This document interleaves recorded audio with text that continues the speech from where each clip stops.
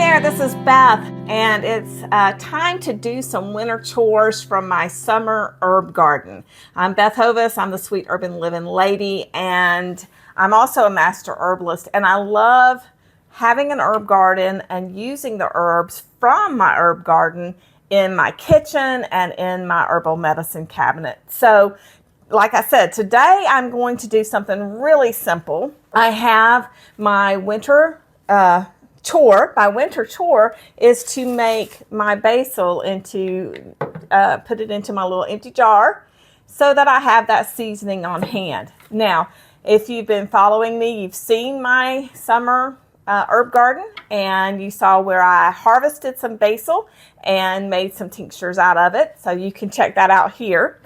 I also make a wonderful roasted green bean, basil, and garlic dish. It's amazing. I love it. It's got lots of butter in it, and that's one of the things that makes it amazing. But the basil and the garlic coming together, oh, so delicious. I use basil in other recipes as well. Just put it in a winter soup, so yum, delicious.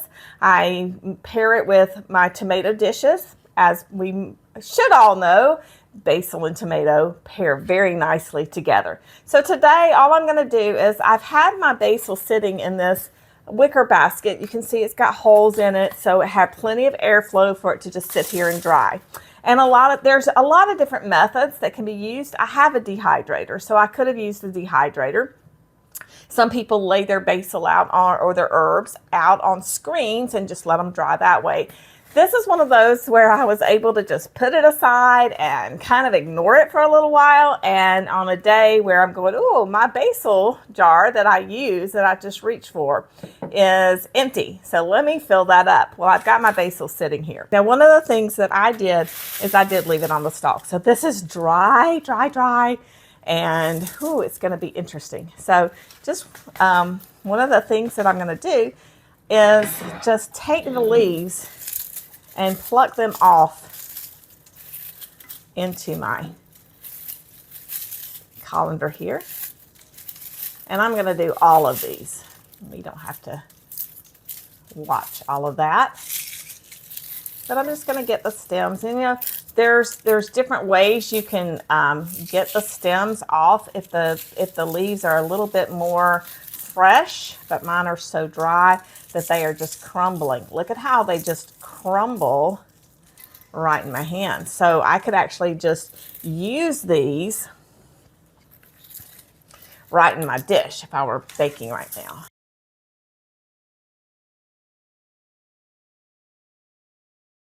The kitchen is starting to smell like basil. It smells amazing. My husband and I just had a spaghetti type dish. We used the zucchini to make our zoodles, to make our noodles instead of pasta. Don't flog me. I haven't started making homemade pasta yet, so don't flog me. Zoodles means I'm getting a zucchini. I'm getting a veggie. Well, I got a lot of basil here.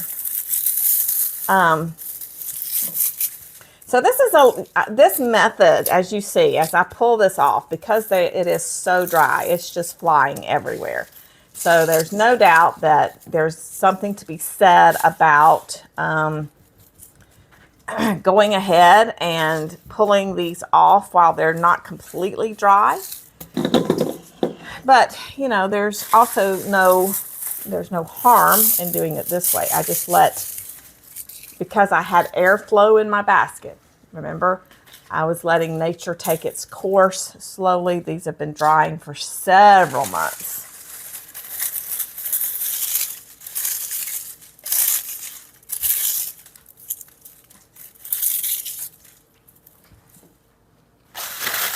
And of course, I've had lots still in the basket. Okay.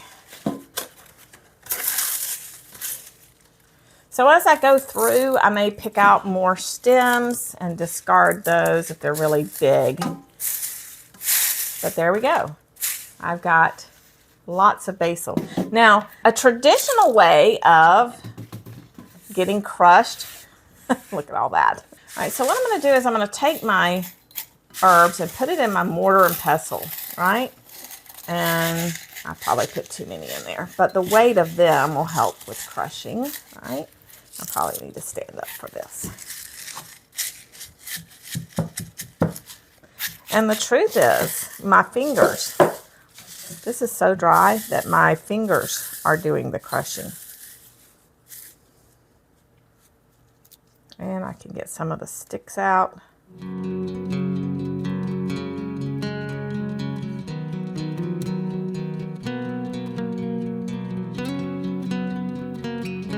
That is a cute little funnel that expands and then collapses. A little silicone. And then all I have to do is fill my jar.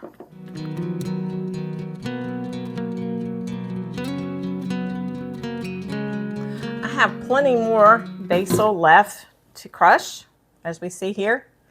But look at what that little bit, how that filled my jar. And so if you have an herb garden and you want to preserve your herbs, or if you're considering it and you're going, hey, I spent a lot of money on my spices in the grocery store, buying your herbs and planting them, having them in pots or in small containers, or if you have a big enough garden, raised beds, whatever it is, having herbs growing and having your own spices is so cost effective, because I have this left. I can fill this jar probably 2 or 3 times, and it's not the cost of these herbs. One plant was probably the price of one bottle, and I've got plenty of herbs left. So this will last me a good long time.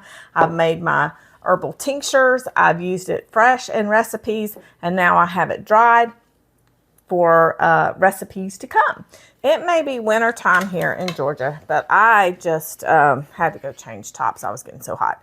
So one of the things that I decided to do is I got this big bowl, and I started using this to crush the bigger leaves into small leaves, and that's helping keep.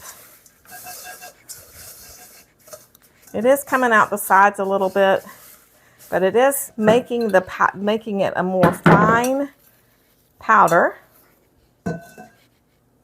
And I'm able to sort through and pick the stems out as I make this smaller. But I'm just rubbing that against the holes, and it's just crushing it even smaller, keeping the big sticks out.